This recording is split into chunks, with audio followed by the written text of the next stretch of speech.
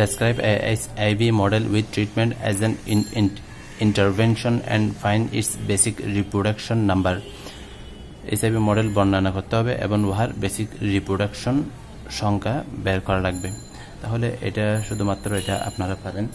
এখানে শুধুমাত্র একটা জিনিস মিসিং আছে, সেটা আমি বলে দিব। তাহলে শুরু থেকে আমরা যদি একবার দেখে নিই, যারা বাংলা লিখবেন আমি যেভাবে বলি সেভাবে লিখবেন। Let n of t be the total population size এবং be a constant immigration rate of susceptible male into n of t.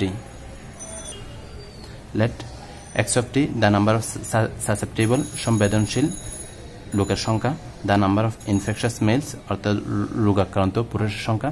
তারপর মিউ হচ্ছে এখানে ন্যাচারাল ডেথ রেট, নন এইডস অর্থাৎ স্বাভাবিক মৃত্যুর হার, ট্রান্সমিশন প্রবাবিলিটি সম্ভাব্য সংক্রমণ বা সংক্রমণের সম্ভাব্যতা।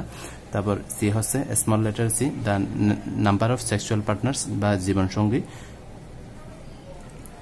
Death rate when population of affected by HIV দ্বারা আক্রান্ত পপুলেশন জনসংখ্যার মৃত্যুর হার। তাহলে এখান থেকে আমরা যে ডায়াগ্রাম পাই সেটা হচ্ছে এরকম। এখান থেকে আমরা যেভাবে লিখতে পারি dx ডিভাইড বাই dt, যেহেতু সময়ের সাথে সাথে এগুলো পরিবর্তন হবে সেজন্য আমরা সময়ের সাথে t এর সাপেক্ষে আমরা কি করব, ডিফারেন্সিয়েশন করব। তাহলে এখানে কোনটা আছে আমাদের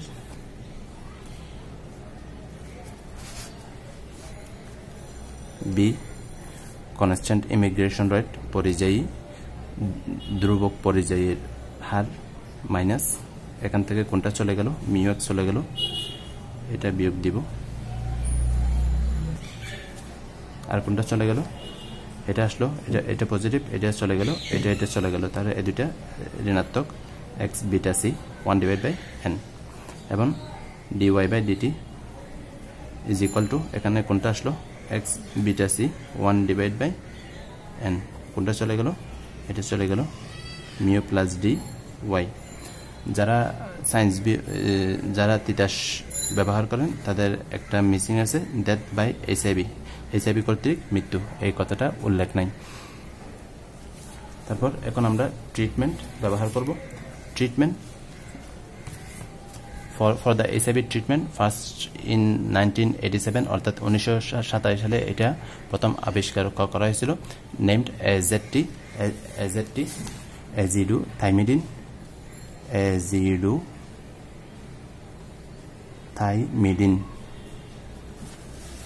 অ্যাজিডুথাইমিডিন অয়েল রিকমেন্ডেড, যা সুপারিশ প্রাপ্ত হয়েছিল। অর্থাৎ একটা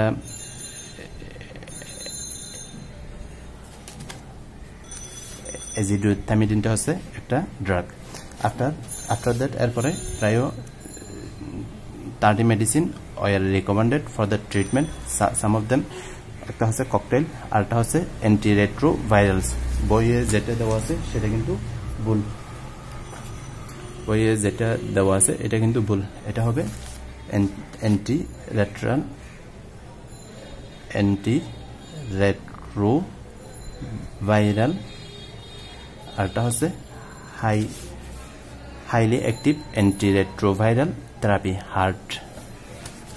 তিনটা, তাহলে 1 নম্বর হচ্ছে ককটেলস, 2 নম্বর অ্যান্টিরেট্রোভাইরালস, 3 নম্বর হাইলি অ্যাক্টিভ অ্যান্টিরেট্রোভাইরাল থেরাপি। অর্থাৎ AZT এর সাথে এগুলো মিশ্রিত করে এইচআইভি রোগীকে একসাথে কি করা হয়, এগুলো মানে পুশ করা হয় আর কি। তারপর এখন আমরা বেসিক রিপ্রোডাক্টিভ নাম্বার অর্থাৎ প্রাথমিক থেকে যখন সেকেন্ডারিতে ইনফেকশন হয় তার সংখ্যা আমরা নির্ণয় করব। আর not probability of transmission of the disease, রোগ সংক্রমণের সম্ভাবনা, beta C del T divide by mu plus del T. তাহলে ডেল টি চলে যাবে, আমাদের থাকবে beta C divide by u plus D. এটা হচ্ছে আমাদের